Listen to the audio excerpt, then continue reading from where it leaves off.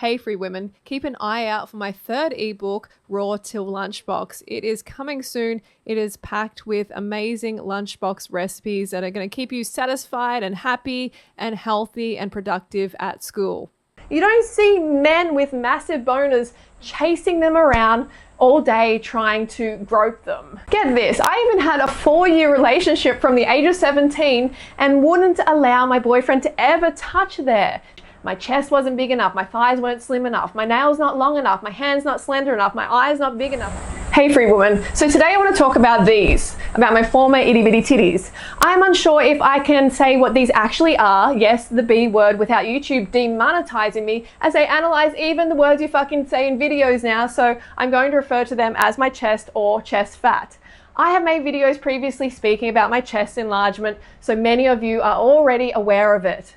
So I had them done when I was 21 and I'm 38 this year. Some of you think I'm a hypocrite for having them, and I want to talk about that today. And I also want to talk about their role in femininity. So the main reason I had them placed was because I didn't feel feminine. At the time, I honestly felt like a deformed freak. I didn't feel like a real woman with the chest I had grown up with.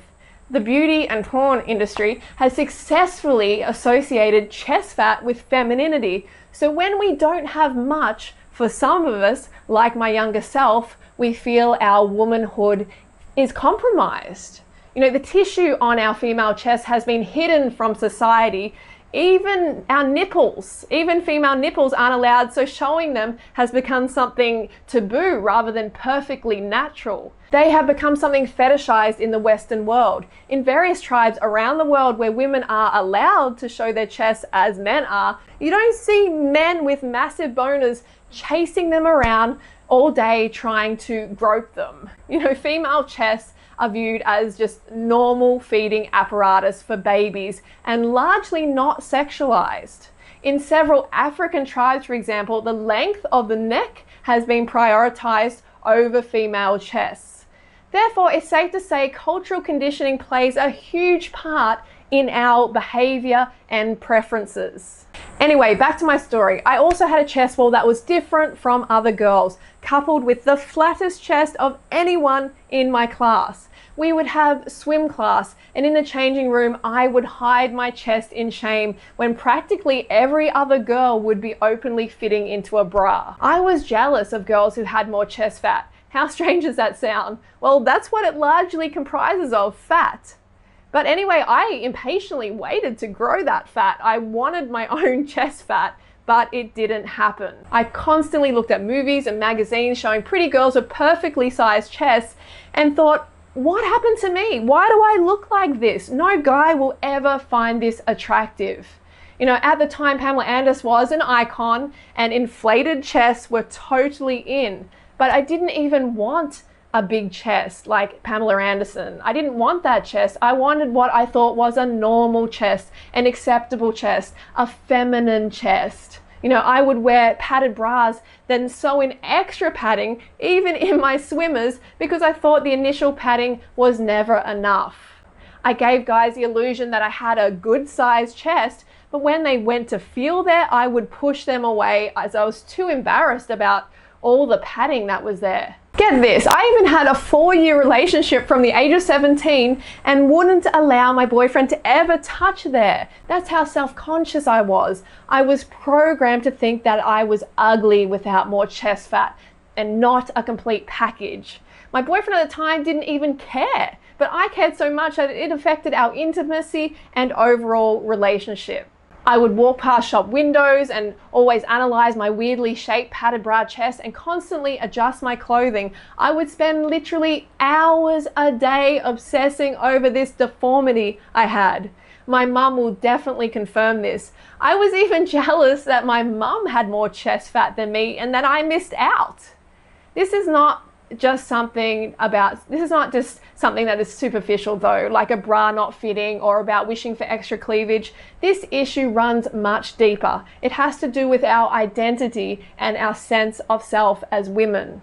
So where did this obsession stem from? As I said earlier, mainly from media and the beauty and porn industry, which then forms cultural norms. In our society, femininity is equated with hips and big chests. with hairless legs and dainty hands.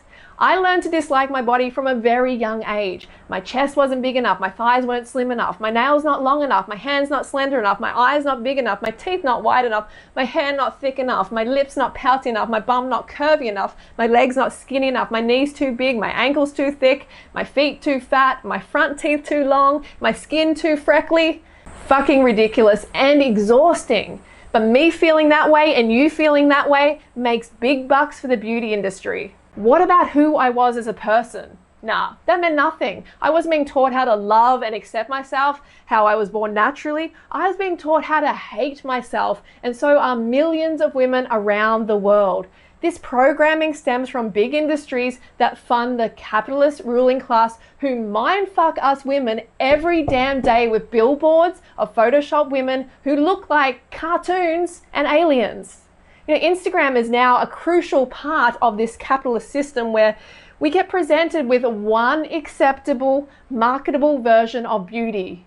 We never get presented with other versions, so women get cosmetic surgery primarily because we want to fit that current definition of beautiful. We have been programmed to associate chest fat with femininity. And sure, at the time I did feel better about myself after getting the chest enlargement. However, it was mostly due to the fact that I now fit in with the herd. I no longer stood out as being different, and I was still working within that frame of thinking that a more significant chest equals more of a woman, more feminine, more happiness, more success in life, more love.